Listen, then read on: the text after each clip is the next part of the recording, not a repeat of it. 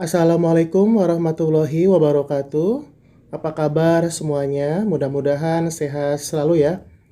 Baiklah, di masa pandemi COVID-19 ini, di mana pembelajaran dari semua jenjang atau dari semua tingkatan masih menggunakan sistem pembelajaran jarak jauh atau yang dikenal dengan daring.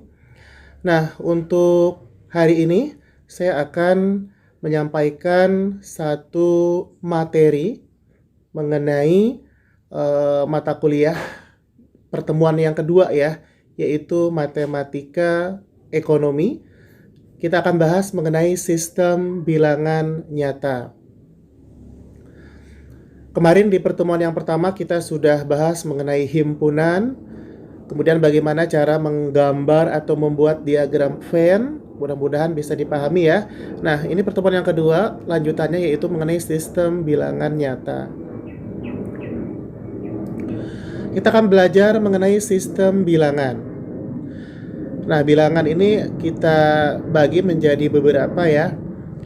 Kemarin sedikit sudah kita ulas mengenai macam-macam dari bilangan ya. Ada yang disebut dengan bilangan bulat, ada yang disebut dengan bilangan real, ada yang disebut dengan bilangan asli, bilangan caca, dan lain sebagainya.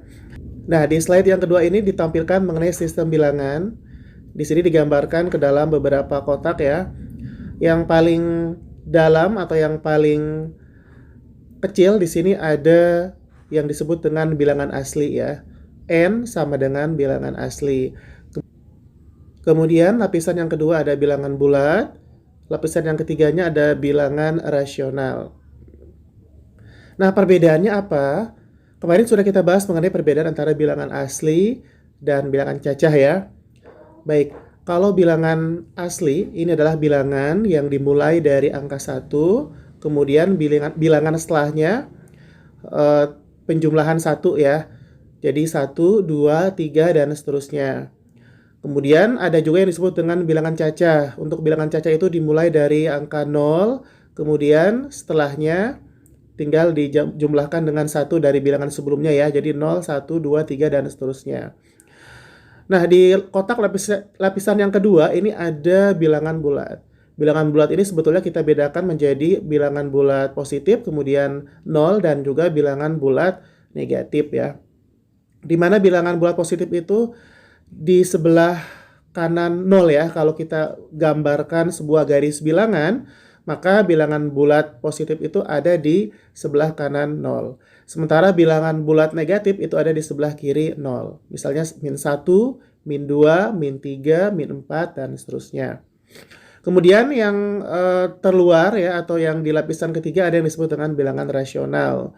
Bilangan rasional misalnya adalah akar 25. Akar 25 ini disebut dengan bilangan rasional karena masih bisa disederhanakan ya. Akar 25 sama dengan 5. Kemudian 1/2, kemudian 1/5, kemudian min 3, kemudian 5, dan seterusnya. Artinya bilangan rasional ini meliputi bilangan bulat negatif, kemudian 0 sampai dengan bilangan bulat positif, dan meliputi juga bilangan pecahan baik yang negatif maupun yang positif, atau meliputi juga bilangan bentuk akar ya. Bilangan bentuk akar, tetapi bilangan bentuk akar itu bisa disederhanakan. Jika bilangan bentuk akar tidak bisa disederhanakan ke dalam bilangan bulat, maka disebut dengan bilangan irasional. Contohnya adalah akar 37. Akar 37 kalau disederhanakan bukan merupakan bilangan bulat ya. Beda dengan akar 36. Kalau akar 36 ketika disederhanakan menjadi bilangan bulat, hasilnya adalah 6. Tapi kalau akar 37, kalau kita sederhanakan, maka dia menjadi 6, sekian-sekian ya. Artinya bukan merupakan bilangan bulat begitu. Nah, kemudian yang kulit atau lapisan yang keempat adalah bilangan real. Bilangan real cakupannya lebih luas lagi daripada bilangan rasional ya. Jadi bilangan real ini mencakup bilangan rasional dan bilangan irasional. Bisa kalau untuk akar ya, selain akar 36 atau akar yang bisa disederhanakan ke dalam bilangan bulat, juga bentuk-bentuk akar yang tidak bisa disederhanakan ke dalam bilangan bulat. Seperti misalnya akar 37, akar 39, akar 21, dan lain sebagainya ya. Ini bilangan real ya, artinya dia cakupannya paling luas di antara bilangan-bilangan yang lainnya. Baik, kita ke slide berikutnya ya.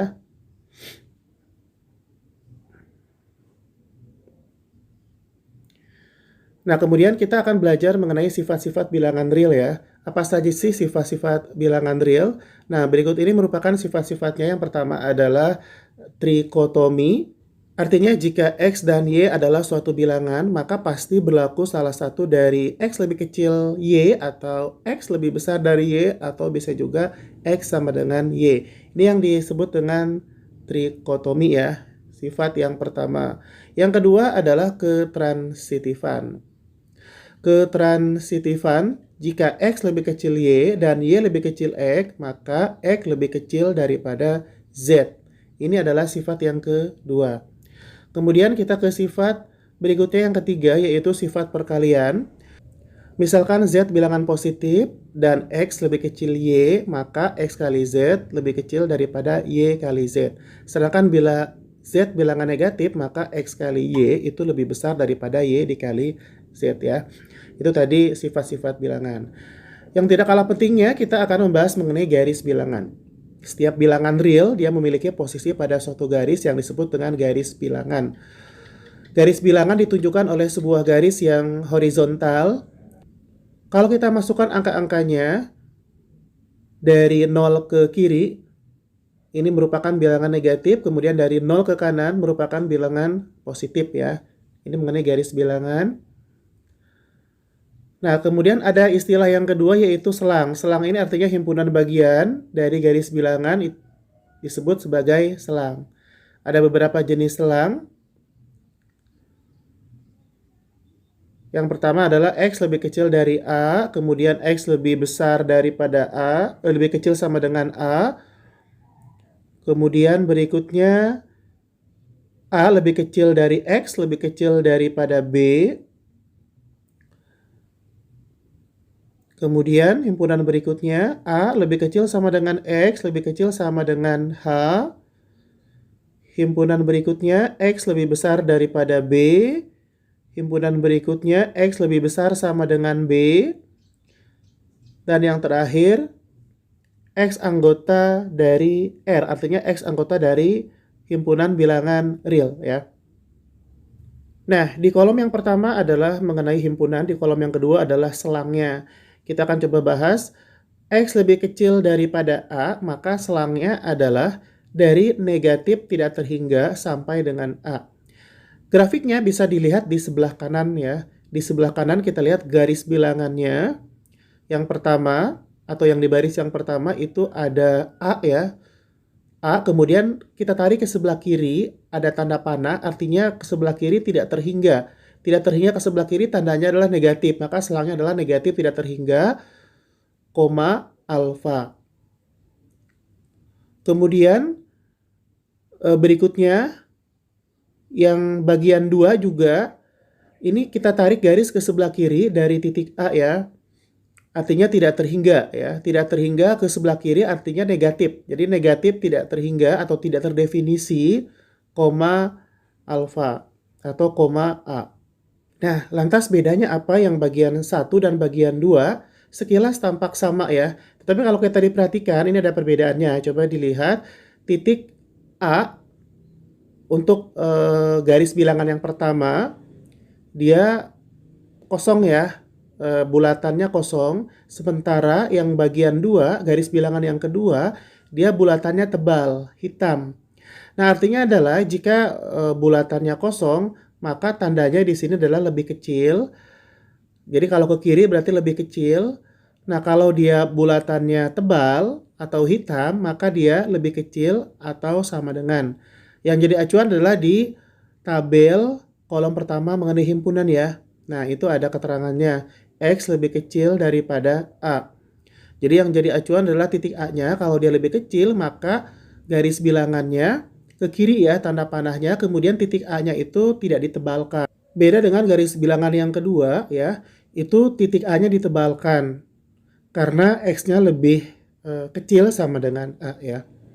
Nah, kemudian yang bagian 3 ya, A lebih kecil dari X, lebih kecil dari B ya, maka grafiknya atau garis bilangannya kita gambarkan di sini dari A ke B ya.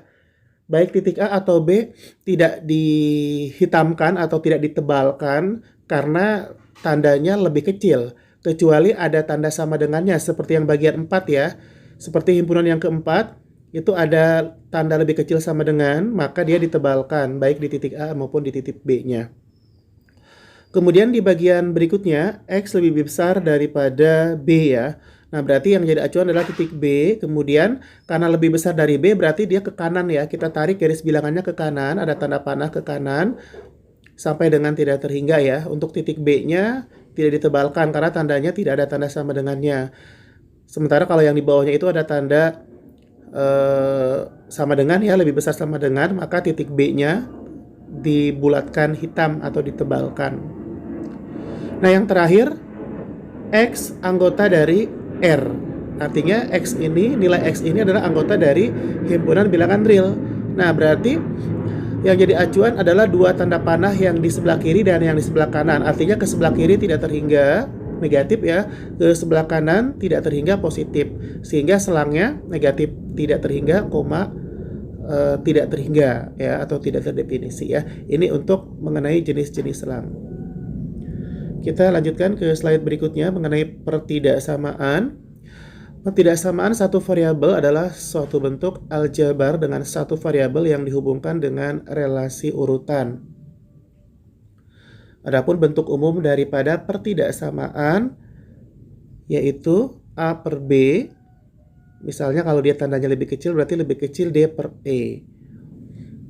Bisa juga lebih menggunakan tanda lebih kecil sama dengan atau lebih besar sama dengan ya. Dengan A, B, kemudian D, E adalah suku banyak atau polinom. Sementara B tidak sama dengan 0 dan E-nya juga tidak sama dengan 0. Kemudian menyelesaikan suatu pertidaksamaan adalah mencari semua himpunan bilangan real yang membuat pertidaksamaan berlaku. Himpunan bilangan real ini disebut juga himpunan penyelesaian. Biasanya disingkat dengan HP ya, himpunan penyelesaian. Nah, ini adalah bentuk pertidaksamaan yang diubah. Kita lanjutkan lagi ke slide berikutnya. Nanti setelah ini kita ke latihan, ke contoh soal yang nanti akan disajikan melalui papan tulis ya. Nah, ini keterangannya, dicari titik-titik pemecah dan dari pembilang dan penyebut dengan cara P dan Q diuraikan menjadi faktor-faktor linier atau kuadrat. Ya, nanti akan coba kita lihat contoh soalnya setelah ini selesai.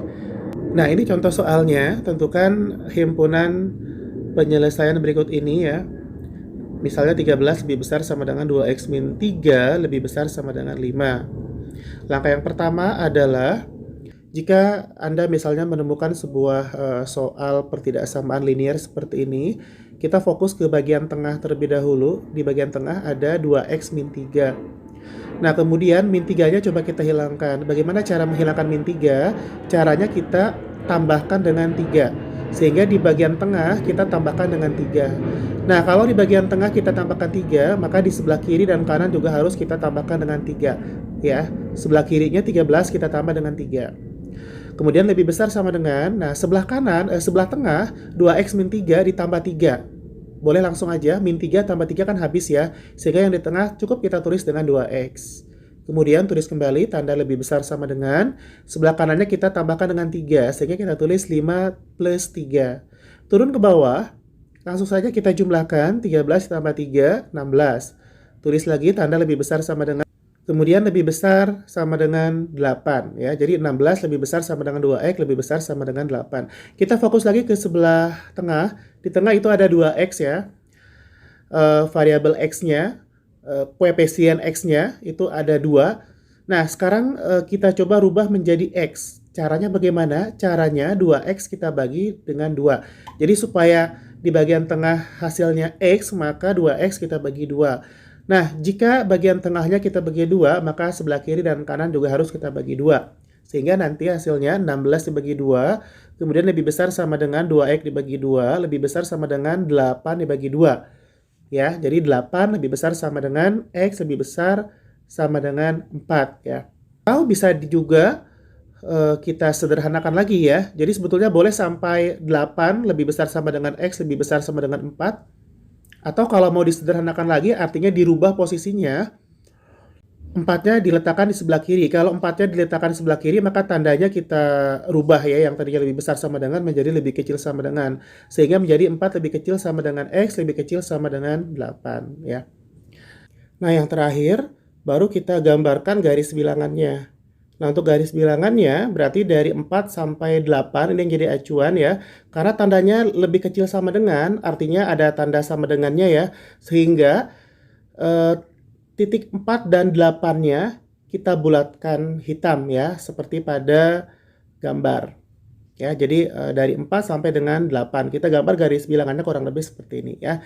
Nah, ini adalah penyelesaian untuk pertidaksamaan linier. Ya. Nah, kita ke contoh yang kedua. Nah, contoh yang kedua, misalnya min 2 lebih kecil 6 min 4x lebih kecil sama dengan 8. Langkah yang pertama adalah sama dengan yang contoh yang pertama tadi ya, kita fokus ke bagian tengah. Yang bagian tengah yang selain variabel x-nya kita coba hilangkan. Nah, yang dihilangkan berarti yang angka 6. Dihilangkan berarti dikurang 6. Nah, jika bagian tengah dikurang 6, maka di ruas kiri dan kanan juga kita kurangi dengan 6. Ya, sehingga langsung saja ya, min 2 dikurang 6 berarti langsung min 8. Kemudian yang di tengah, 6 dikurang 6 habis, berarti sisanya tinggal min 4x. Di sebelah kanan, 8 dikurang 6, 2. Nah, berikutnya, sebetulnya setelah proses yang kedua, untuk proses yang ketiga itu ada dua cara ya. Jadi boleh yang bagian tengahnya min 4x kita bagi min 4, kemudian sebelah kiri dan kanan juga masing-masing langsung dibagi min 4. Atau boleh juga, karena di situ ada tanda negatif, kita rubah dulu menjadi tanda positif. Kalau dirubah menjadi tanda positif, artinya masing-masing bilangan, baik di ruas kiri, tengah, maupun kanan, dikalikan dengan min. Kalau dikalikan dengan min, maka tandanya berubah, yang tadinya lebih kecil jadi lebih besar. Seperti misalnya, min 8, kalau dikalikan dengan negatif jadi plus 8. Tanda lebih kecil berubah menjadi tanda lebih besar. Kemudian min 4x dikali min jadi 4x. Tanda lebih kecil sama dengan menjadi lebih besar sama dengan. Kemudian 2 dikali min jadi min 2. Nah, proses berikutnya kita bisa fokus ke bagian tengah ya, yang 4x boleh langsung kita bagi 4. Jadi 4x dibagi 4, kemudian yang sebelah kiri dan kanan juga masing-masing dibagi 4. Nah, atau boleh juga kita ke opsi yang kedua ya. Opsi yang kedua itu angkanya dibalik ya. Antara 8 dengan min 2 yang paling kecil min 2 ya. Jadi min 2 kita letakkan di sebelah kiri ya. Kalau min 2-nya diletakkan di sebelah kiri, maka tandanya dirubah lagi, berubah lagi ya. Yang tadinya lebih besar jadi lebih kecil sama dengan. Kemudian yang kedua yang tandanya lebih besar sama dengan berubah menjadi lebih kecil. Sehingga menjadi min 2 lebih kecil sama dengan 4x lebih kecil 8. Nah, dari sini baru langsung kita bagi dengan 4 ya. 4x bagi 4x. Kemudian min 2 bagi 4, min 1/2. 8 dibagi 4, 2 ya. Jadi hasil akhirnya min setengah lebih kecil sama dengan x lebih kecil 2. Sebetulnya dari proses yang kedua juga bisa langsung kita bagi ya. Proses yang kedua itu yang min 8 lebih kecil, min 4x lebih kecil sama dengan 2. Dari sini juga bisa langsung kita bagi min 4 sebetulnya ya. Nah, kemudian garis bilangannya kita gambar kurang lebih seperti ini ya, yang jadi acuan di sini antara min setengah sampai dengan 2. Nah, setelah min setengah itu ada tanda lebih kecil sama dengan, maka di titik min setengahnya dihitamkan. Sementara yang lebih kecil 2-nya, karena tidak ada tanda sama dengan ya, hanya ada tanda lebih kecil, maka titik 2-nya tidak dihitamkan ya, tidak dibulatkan hitam atau tidak ditebalkan ya. Ini adalah garis bilangannya untuk contoh soal yang kedua, yaitu min 2 lebih kecil 6 min 4x lebih kecil sama dengan 8. Baiklah, mudah-mudahan sampai sini sudah paham ya. Pertidaksamaan nilai mutlak ya, tapi sebelum kita ke latihan soal atau contoh soal ya, ada penjelasan mengenai definisi daripada nilai mutlak. Di mana nilai mutlak didefinisikan sebagai jarak X dari titik pusat pada garis bilangan sehingga jarak selalu bernilai positif. Atau dengan kata lain, nilai mutlak itu adalah nilai yang selalu hasilnya adalah positif ya. Nah, sifat-sifat daripada nilai mutlak itu sendiri di sini ada beberapa sifat. Yang pertama adalah X sama dengan akar X kuadrat. Kemudian ada yang kedua ya. Untuk X lebih kecil daripada A, di mana A-nya lebih besar sama dengan 0. Kemudian nilai mutlak X-nya lebih besar sama dengan A, A-nya lebih besar sama dengan 0 ya. Kemudian nilai mutlak X lebih kecil sama dengan nilai mutlak dari Y. Kemudian nilai mutlak X per Y. Kemudian nilai mutlak X per Y sama dengan nilai mutlak dari X per Y. Nah, setelah ini ada contoh soal mengenai latihan mutlak ya. Silakan disimak untuk contoh daripada pertidaksamaan dan persamaan nilai mutlak berikut ini.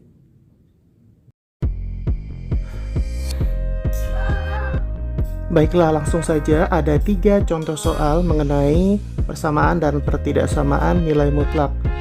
Contoh soal yang pertama, misalnya tentukan himpunan penyelesaian dari persamaan nilai mutlak 2x min 2 sama dengan 8. Ini ada tanda di sebelah kiri dan kanan ada garis lurus ya.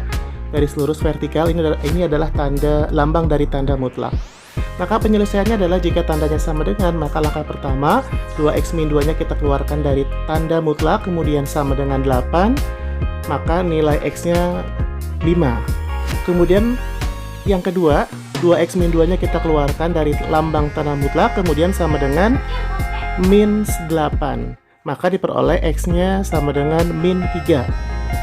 Nah, dengan demikian, himpunan penyelesaiannya bisa kita tuliskan dengan HP sama dengan 5, min 3.